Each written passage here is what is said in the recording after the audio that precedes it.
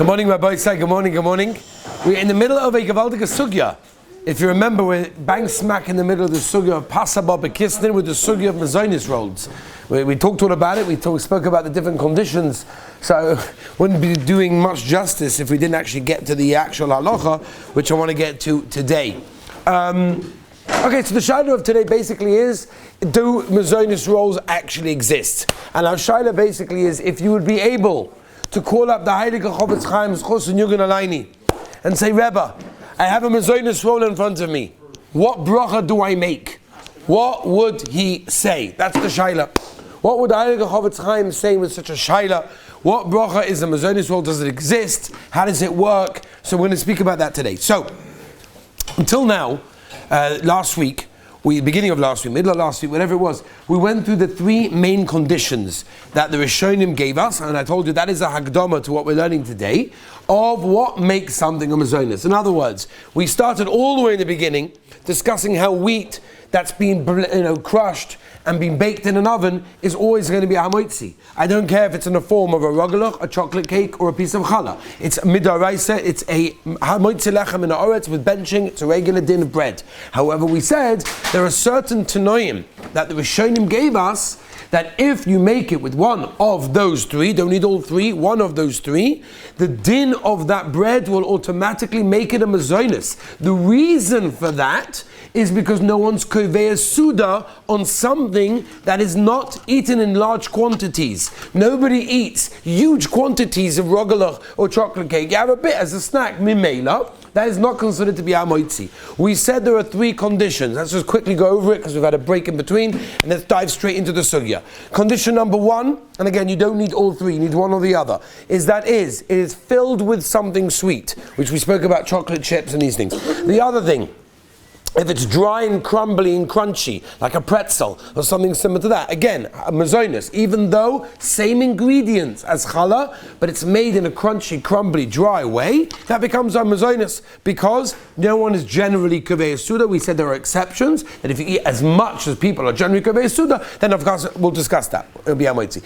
Now, the third condition, which is negated to us more now, is the condition of it if it's kneaded with something sweet. That means that within the dough is either sugar or some kind of fruit juice or these sorts of things, and since it's kneaded in the dough in a sweet way, therefore when you bake it, that din of that bread is now a boirei minei Mezonos, with the exception of how much you eat, which we'll get to.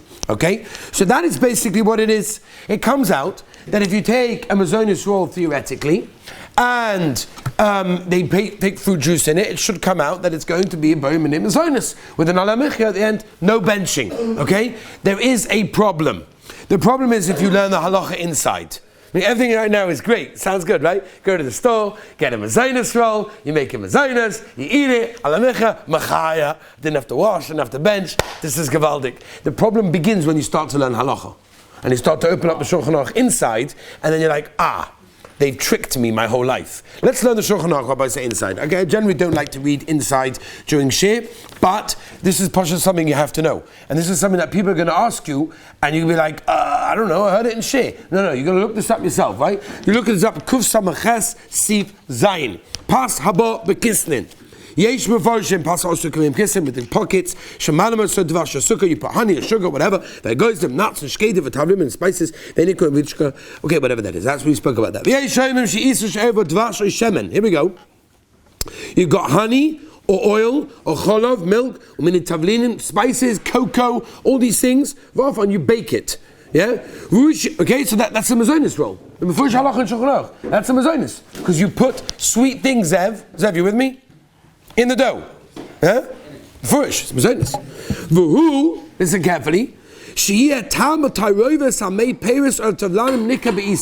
you have to be able to taste the sweetness that you needed within the dough in the final product. That means, Asher, you with me? When you bite into that Mezonos roll, you have to taste the sweetness. So we'll define that in a minute. So according to Shulchan Aruch, it's very simple. If you've got fruit juice, sugar, honey, oil, spices, whatever it may be, within the regular dough, it's challah dough. And all you did was put some spices in there. According to Shulchan Aruch, it's a boirei minei Mezonos and alamichya. Yeah? You see with me? Okay. Are there any Ashkenazim in the room? Oh, Baruch Hashem. Okay, we have Ashkenazim over here. Okay, so I'm going to mention to you the Heilige Lashon of the Ramah. It's important, okay? Listen carefully. Follow, you with me? Yeah? Nuchi. Listen carefully. Everybody say, you with me with this? It's very important to listen to this Ramah. Says the Ramah, V'yeshayimim, Shezeh nikra pas gomo. No, that's regular bread. Says the Ramah, that's normal bread. That's normal challah.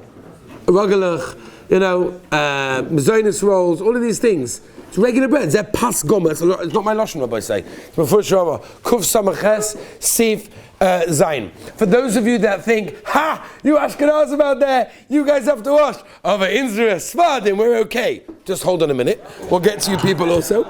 We'll get to you people in a minute. Akaponim, look what he says.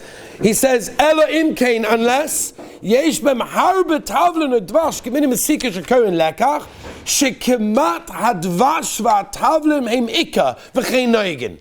That means, according to the Ramah, if you bite into that Mezonos roll, what are you tasting? You should be tasting honey, sugar, cocoa, whatever it is. Agav, there's flour there. In fact, the only reason, according to Ramah, that they put flour in there is to stick the honey together. That's the only reason there's really flour there. Now, Rabbi, so let me ask you a question. Is that the mitzvah of a regular Mezonos roll? No. Daniel, is that the mitzvah of a regular Mezonos roll?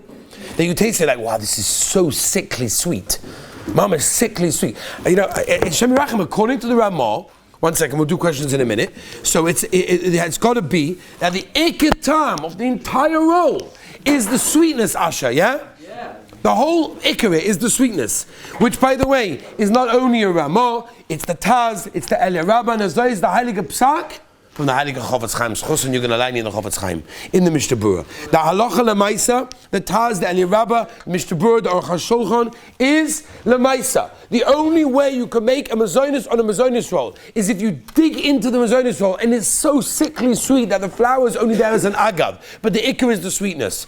I don't think that there's a mitzvah of Mezonos roll that exists on planet Earth that fulfills that condition. Which basically means that if you'd call up the Heilige Chofetz Chaim and say, Rebbe, what bracha would you make in a Mezonos roll? He's going to say, Hamoitzi lechem min haaretz. And so, v'zeu pas gomos, the lashon of the Ramah, which is the psak of the Eli Rabbah, the Aruch HaShulchan, and the Taz, and the Mishnah Berurah.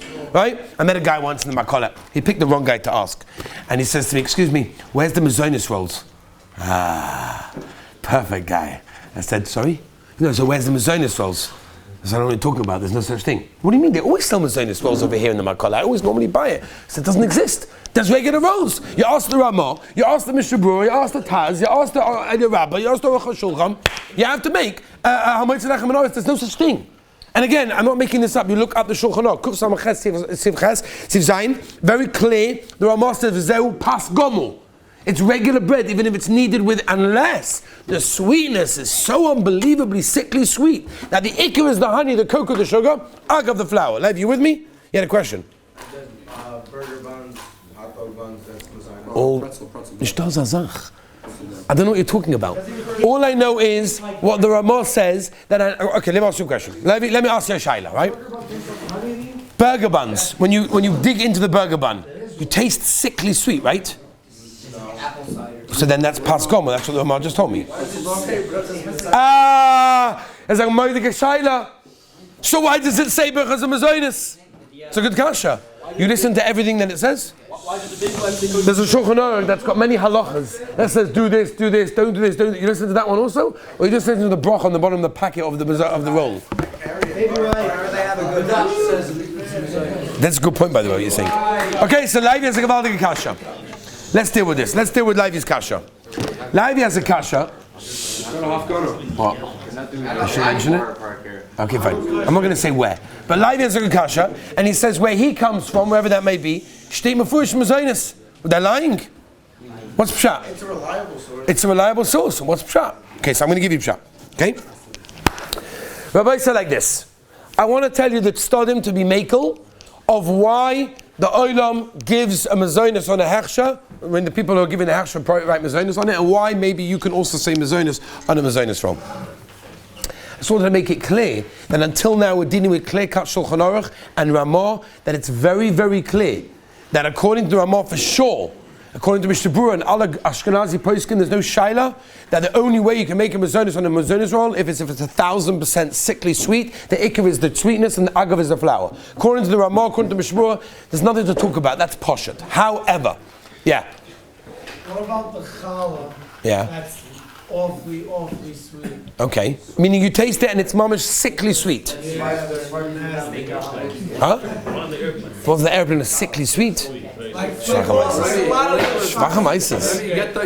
That the flour is agav to stick it there together. Okay, it can be sweet, but is it that's the ikka and the flour is the toffel?